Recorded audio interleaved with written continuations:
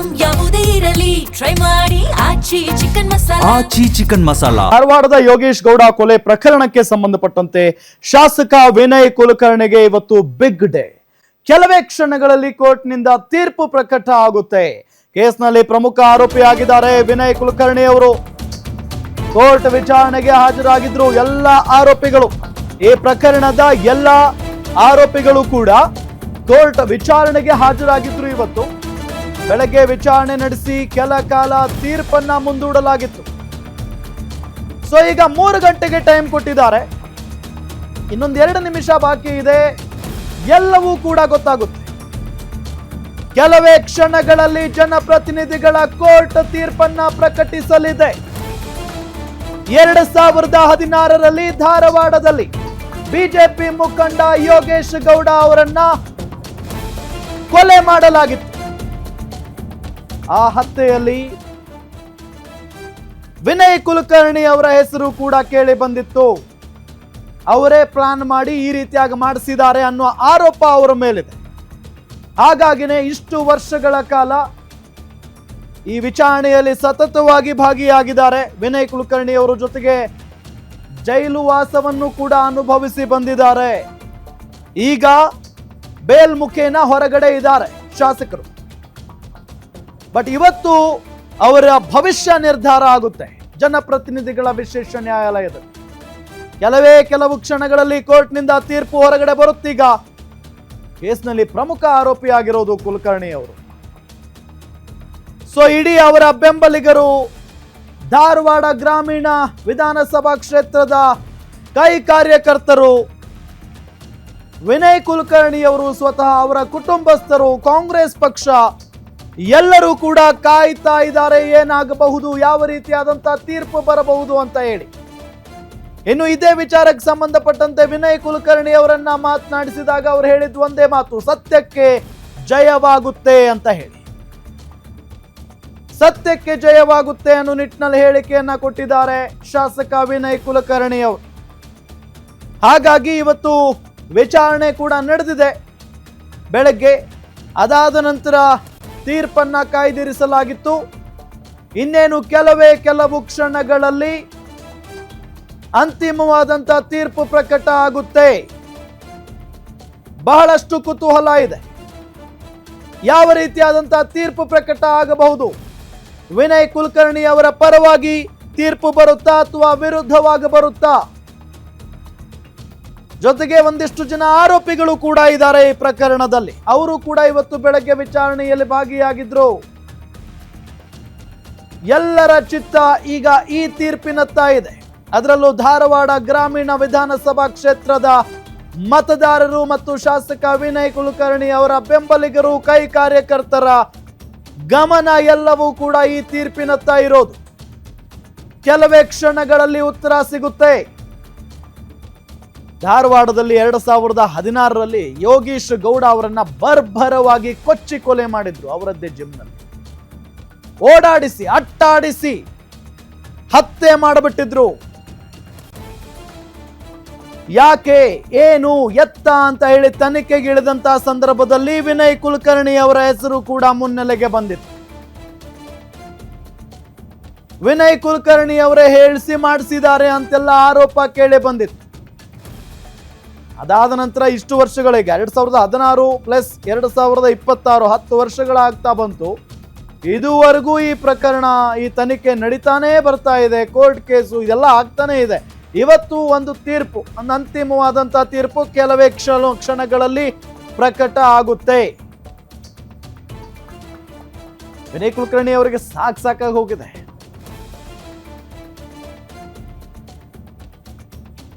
ಇದೇ ವಿಚಾರಕ್ಕೆ ಸಂಬಂಧಪಟ್ಟಂತೆ ಡೀಟೇಲ್ಸ್ ಕೊಡ್ತಾರೆ ನಮ್ಮ senior crime reporter Ajay Kumar. ನೇರ ಸಂಪರ್ಕದಲ್ಲಿ ಜಾಯ್ನ್ ಆಗಿದ್ದಾರೆ. ಅಜಯ್, ಏನ್ ನಡೀತಾ ಇದೆ? ಯಾಕೆಂತ ಅಂದ್ರೆ 3 ಗಂಟೆಗೆ ಟೈಮ್ ಕೊಟ್ಟಿದ್ರು. ಇನ್ನು ಎಷ್ಟೊತ್ತು ಬೇಕು ತೀರ್ಪು ಪ್ರಕಟ ಆಗೋದಕ್ಕೆ? ಏನಾಗಬಹುದು ಡೀಟೇಲ್ಸ್ ಕೊಡ್ತಾ ಹೋಗೋದಾದ್ರೆ? ಖಂಡಿತವಾಗ್ಲೂ ರಾಮ್, ಈಗಾಗ್ಲೇ ಏನೋ ಯೋಗೇಶ್ ಗೌಡ ಕೊಲೆ ಪ್ರಕರಣದಲ್ಲಿ ಈಗಾಗ್ಲೇ ವಿನಯ್ ಕುಲಕರ್ಣಿ ಅವರ ಪಾತ್ರವು ಕೂಡ ಇದೆ ಅಂತ ಹೇಳಿ ಈಗಾಗ್ಲೇ ಅವರ ಒಂದು ಏನೋ ಜೈಲ್ ಅವಧಿ ಕೂಡ ಈಗಾಗ್ಲೇ ಆಗಿತ್ತು. ಅದರಲ್ಲೂ ಕೂಡ ಬೇಲ್ ಕೂಡ ತಗೊಂಡು ಈಗಾಗ್ಲೇ ಅವರು ಕೂಡ ಹೊರ ಬಂದಿದ್ರು. ಸೊ ಹೀಗಾಗಿ ಈಗ ಟ್ರಯಲ್ ಮುಗ್ದ ನಂತರದಲ್ಲಿ ಈಗಾಗಲೇ ಆರ್ಡರ್ಸ್ ಮಾಡ್ತಾರೆ. ಅಂದ್ರೆ ಇವತ್ತು ಬಹುತೇಕವಾಗಿ ಅಂತಿಮ ತೀರ್ಪನ್ನು ಕೂಡ ಈಗಾಗಲೇ ಜನಪ್ರತಿನಿಧಿಗಳ ವಿಶೇಷ ನ್ಯಾಯಾಲಯ ಏನಿದೆ ಅಲ್ಲಿರುವಂತಹ ಜಡ್ಜ್ ಕೂಡ ಈಗಾಗಲೇ ಇವತ್ತು ಆರ್ಡರ್ಸ್ ಅನ್ನು ಕೂಡ ಕೊಡ್ತಾರೆ. ಅದರಲ್ಲಿ ಕೂಡ ಪ್ರಮುಖವಾಗಿ ಇವತ್ತು ಬೆಳಗ್ಗೆ ಆರ್ಡರ್ಸ್ ಕೊಡ್ಬೇಕಾಗಿತ್ತು. ಅದೇ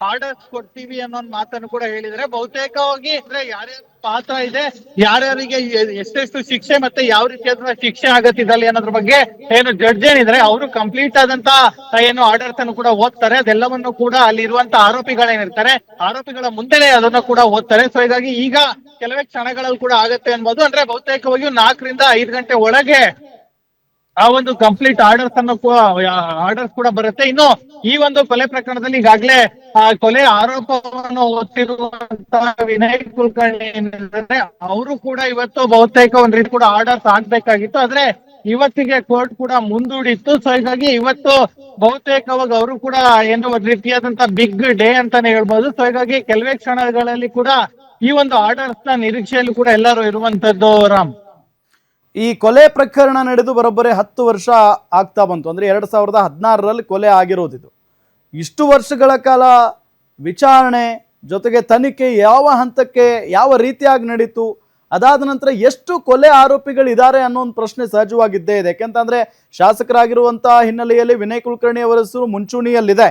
ಇದರ ಜೊತೆಗೆ ಮತ್ತಷ್ಟು ಆರೋಪಿಗಳು ಯಾರ್ಯಾರು, ಅವ್ರು ಎಷ್ಟು ಜನ ಇದ್ದಾರೆ, ಅದರ ಬಗ್ಗೆ ಡೀಟೇಲ್ಸ್ ಕೊಡ್ತಾ ಹೋಗೋದಾದ್ರೆ ಖಂಡಿತವಾಗ್ಲೂ ಈಗಾಗಲೇ ಅಜಯ್, ನಿಮ್ಮ ಧ್ವನಿ ಸ್ಪಷ್ಟವಾಗಿ ಕೇಳಿಸ್ತಾ ಇಲ್ಲ. ಮತ್ತೊಮ್ಮೆ ಸಂಪರ್ಕಿಸುವಂತ ಪ್ರಯತ್ನವನ್ನ ಮಾಡ್ತೀವಿ. ಥ್ಯಾಂಕ್ ಯು ತಮ್ಮೆಲ್ಲ ಮಾಹಿತಿಗಾಗಿ.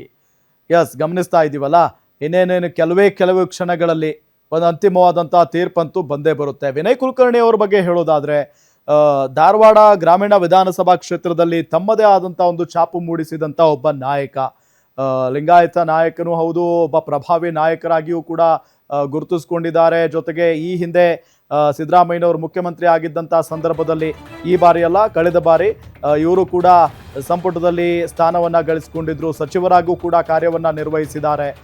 ಜೊತೆಗೆ ಇವರು ಧಾರವಾಡಕ್ಕೆ ಎಂಟ್ರಿ ಕೊಡೋ ಹಾಗಿರಲಿಲ್ಲ.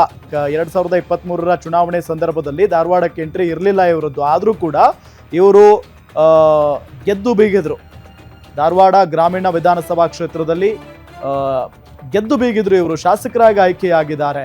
ಸೊ ಇಷ್ಟೆಲ್ಲ ಆದ ನಂತರವೂ ಕೂಡ ಮತ್ತೊಮ್ಮೆ ಇವರು ಇದೇ ಪ್ರಕರಣದಲ್ಲಿ ಜೈಲು ವಾಸವನ್ನ ಅನುಭವಿಸಿ ಬಂದಿದ್ದಾರೆ.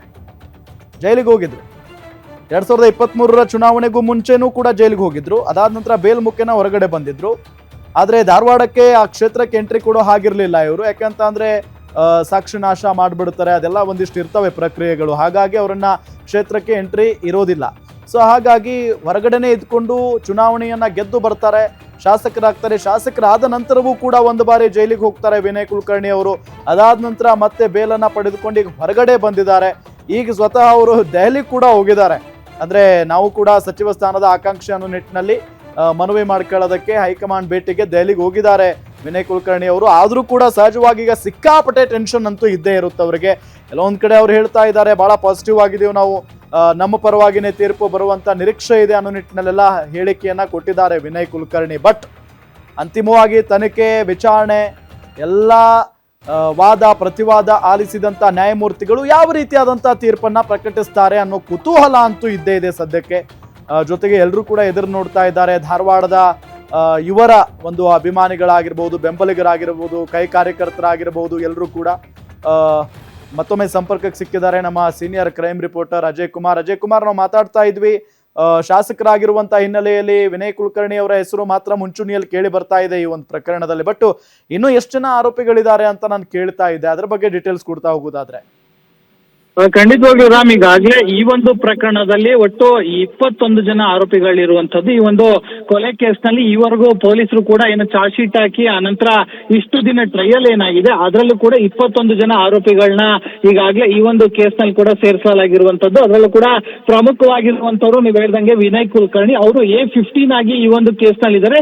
ಒಟ್ಟು ಆರೋಪಿಗಳ ಸಂಖ್ಯೆ ಏನು 21 ಇದೆ. ಅದರಲ್ಲಿ A15 ಆಗಿ ಏನು ವಿನಯ್ ಕುಲಕರ್ಣಿ ಅವರು ಇದ್ದಾರೆ. ಅವರ ಪಾತ್ರವೂ ಕೂಡ ಕೆಲವೊಂದು ವಿಚಾರಗಳಲ್ಲೂ ಕೂಡ ಈಗಾಗಲೇ ಎವಿಡೆನ್ಸ್ ಗಳನ್ನು ಕೂಡ ಈಗಾಗಲೇ ಕಲೆಕ್ಟ್ ಮಾಡಲಾಗಿರುವಂತದ್ದು. ಆ ಎಲ್ಲ ಎವಿಡೆನ್ಸ್ ಅನ್ನು ಕೂಡ ಈಗಾಗಲೇ ಕೋರ್ಟ್ಗೂ ಕೂಡ ಕೊಡಲಾಗಿದೆ. ಆ ಕೋರ್ಟ್ ಕೂಡ ಈಗಾಗಲೇ ಸಂಪೂರ್ಣವಾದಂತ ಎವಿಡೆನ್ಸ್ ಗಳೇನಿದೆ ಅದೆಲ್ಲವನ್ನು ಕೂಡ ಪರಿಶೀಲನೆಯನ್ನು ಸಹ ಮಾಡಿ ಈಗಾಗಲೇ ಒಂದು ಅಂತಿಮ ವರದಿಗೂ ಕೂಡ ಬಂದಿರುವಂತದ್ದು. ಆ ಒಂದು ವರದಿಯಲ್ಲಿ ಏನಿದೆ ಅಂತ ಕೂಡ ಈಗಾಗಲೇ ಕೆಲವು ಕ್ಷಣಗಳಲ್ಲೂ ಕೂಡ ಗೊತ್ತಾಗುವಂತ ಸಾಧ್ಯತೆ ಇರುತ್ತೆ. ಬಹುತೇಕವಾಗಿ ಮಧ್ಯಾಹ್ನದ ಮೇಲೆ ಈ ರೀತಿಯಾದಂತ ಆರ್ಡರ್ಸ್ ಕೂಡ ಕೋರ್ಟ್ ಕೂಡ ನೀಡುತ್ತೆ. ಅದೇ ರೀತಿಯಾಗಿ ಇವತ್ತು ಕೂಡ ಬಹುತೇಕವಾಗಿ 4 ರಿಂದ 4:15 ಅಷ್ಟೊತ್ತಿಗೆ ಅಂದ್ರೆ ಅಲ್ಲಿ ಜಡ್ಜ್ ಓದ್ತಾ ಹೋಗ್ತಾರೆ ಯಾರ್ಯಾರ ಮೇಲೆ ಯಾವ್ಯಾವ ರೀತಿಯಾದಂತ ಏನು ಶಿಕ್ಷೆ ಪ್ರಕಟ ಆಗಿದೆ ಅಂತ ಹೇಳಿ, ಅಂದ್ರೆ ಶಿಕ್ಷೆ ಕೊಡಲಾಗಿದೆ ಅಂತ ಹೇಳಿ. ಸೊ ಹಾಗಾಗಿ ಇವತ್ತು ಇಲ್ಲೇ ಜನಪ್ರತಿನಿಧಿಗಳ ವಿಶೇಷ ನ್ಯಾಯಾಲಯದಲ್ಲಿರುವಂತಹ ಏನು ನ್ಯಾಯಾಧೀಶ ಆಗಿರುವಂತಹ ಗಜಾನನ ಭಟ್ ಏನಿದ್ರೆ ಅವರು ಈ ಒಂದು ವರದಿಯನ್ನ ಓದ್ತಾರೆ ಇವತ್ತು. ಸೊ ಎಲ್ಲರ ಚಿತ್ತ ಇವತ್ತು ಈ ಒಂದು ಕೋರ್ಟ್ ನತ್ತ ಇದೆ ಅಂತ ಹೇಳ್ಬೋದು. ಇನ್ನು ಬೆಂಬಲಿಗರು ನೀವು ಹೇಳಿದ್ರೆ ಶಾಸಕರ ಬೆಂಬಲಿಗರು ಕೂಡ ಈಗಾಗಲೇ ಸಾಕಷ್ಟು ಜನ ಕೂಡ ಕೋರ್ಟ್ ಅಲ್ಲಿ ಎದುರು ಕಡೆ